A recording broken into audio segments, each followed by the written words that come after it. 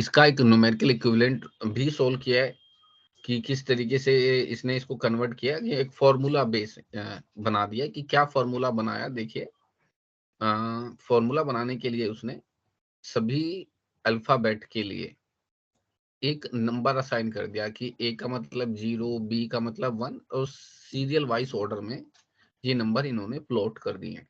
तो अगर ए का 0 है, बी का 1 है, तो ऑब्वियस सी बात है हमारे पास 26 अल्फाबेट होते हैं, तो जेड का बन गया आपका 25। अब जो ये 25 बन गया है यहाँ पे, तो then the algorithm can be express as follows. अब इस कंसेप्ट नंबरिंग का यूज करते ये फॉर्मूला बनाया जहां पे C इक्वल टू E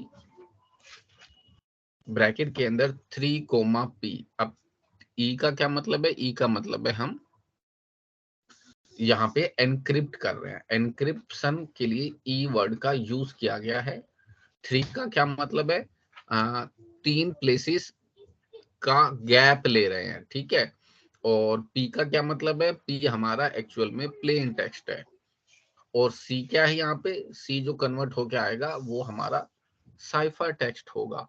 तो फॉर्मूला क्या बन गया? इन शॉर्ट P+3, P में 3 जोड़ो और 26 से डिवाइड कर दो मॉडुलस में।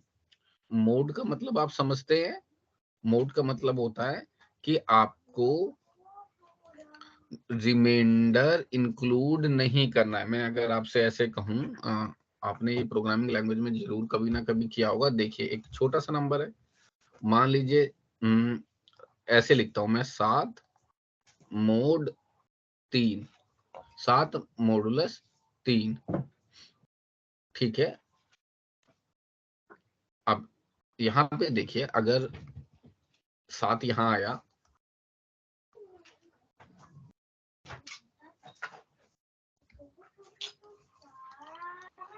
तो रिमाइंडर क्या आ गया? 1। तो ये जो 1 है ये आपका यहाँ पे आंसर होगा। ये जो 1 है ये आपका आंसर, मॉडुलस मतलब आपको ये रिमाइंडर अपने आपको सिर्फ रिमाइंडर लेना है, या इसे मॉडुलस ऑपरेटर कह लीजिए, या इन शॉर्ट याद रखने के लिए रिमाइंडर ऑपरेटर कह लीजिए।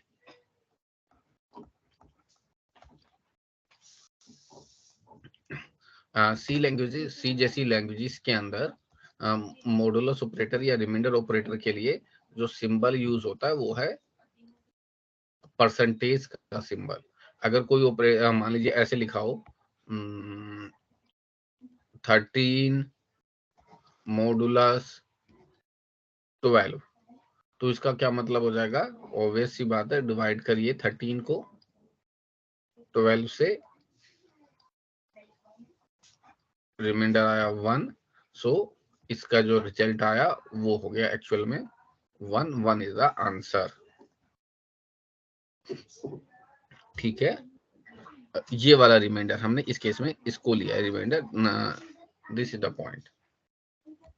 तो अब फॉर्मूले में देखिए इसका पर्पस क्या है। अच्छा, फॉर्मूले में 26 को रिमाइंडर लिया है। इंग्लिश अल्फाबेट में ABCDEFGHIJKLMNOPQRSTUVWXYZ, ठीक है। ये 26 ले लिए और काउंटिंग स्टार्ट हुई है ए की 0 से। तो ये हो गया 1 पे, ये 2 पे, ये 3 पे, ये 4 पे, ये 5 पे, ये 6 पे, 7 8 9 10 11 12 13 14 15 16 17 18 19 20 21 22 23 24 और 25, क्योंकि 0 से काउंटिंग स्टार्ट कर रही है इसलिए हम 25 तक पहुंच रहे हैं इस काउंटिंग के अंदर। अब यहाँ पे मॉडुलस का मैजिक देखिएगा। अब मान लीजिए कोई प्लेन टेक्स्ट है, मैं एक सिंपल प्लेन टेक्स्ट मान ले लेता हूँ आपके लिए, HEL, ये प्लेन टेक्स्ट है हेल, मैंने ऐसे ही ले लिया ये नंबर HEL वर्ड हो गया हेल। अब हेल को आपको प्लेन टेक्स्ट में कन्वर्ट करना है। तो देखिए उसने फॉर्मूला क्या बनाया था कि जो साइफर टेक्स्ट होगा वो P+3 मोड 26 होगा। अब मैं यहाँ मोड की भी लॉजिक आपको बताऊंगा। तो आपको H देखना है, H आपका प्लेन टेक्स्ट है बच्चे, H नंबर 7 पे है, H नंबर 7 पे है, तो ये 7 आया, ठीक। +3 इसके साथ ऐड हो रहा है, मोड 26 तो चल ही रहा है, ठीक है। फिर हमने क्या किया, 10 ऐड किया, मतलब 7+3 10 हुआ, 10 मोड 26 हुआ। अब मैं आपको 10 मोड 26 करके दिखा रहा हूं। तो देखिए 10 26। अब आप बात समझिएगा, देखिए नंबर अगर छोटा है, अगर 26 से नंबर छोटा है तो आप इसे फॉर एग्जांपल 0 से लेके जाइए। तो 26 डिवाइड, अगर 26 से बड़ा होता, मान लीजिए यहाँ होता 32 होता, 32 एक नंबर है जो बड़ा होता, तो ये 1 से जाता। लेकिन 10, क्योंकि 26 से छोटा है तो ऑब्वियस सी बात है 26 1 जा 26 होता है, जो कि नंबर से जिससे आप डिवाइड कर रहे हैं उससे बड़ा है, तो आप 0 से लेके जाइए। तो 26 0 से मल्टीप्लाई होके फॉर एग्जांपल 0 ही बनता है और रिमाइंडर आपका 10 आएगा। तो जो नंबर आपका छोटा है, अगर नंबर 26 से छोटा है तो समझ जाइएगा रिमाइंडर वही नंबर आएगा। और वो नंबर हुआ हमारे केस में 10। तो 10 का जो है 10 किसके रिस्पेक्ट में है, के। 10 के आगे जो नंबर है वो है के, तो मैंने यहाँ पे के लिख दिया। फिर मैंने ई देखा और ई के रिस्पेक्ट में जो भी नंबर होगा मुझे उसको लेना है। अब ई के रिस्पेक्ट में अगेन फॉर्मूला, ई कहाँ पे है, ई की वैल्यू है 4। तो फॉर्मूला जो कहता है नेक्स्ट नंबर के लिए 4+3 देन मोड 26, तो अल्टीमेटली ये 7 आता है। और 7 भी 26 से डिवाइड होके जो रिमाइंडर आता है वो 7 ही आता है।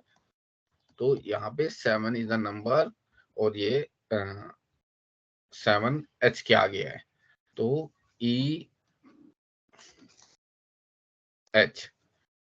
L आपका पड़ रहा है यहाँ पे 11 पे, तो इसको भी आप कन्वर्ट कर दीजिएगा। 11+3 14 और 14 डिवाइड बाय 26 O आएगा, जो आएगा 14 का विद रिस्पेक्ट में O आ रहा है, तो यहाँ पे भी O और यहाँ पे भी O।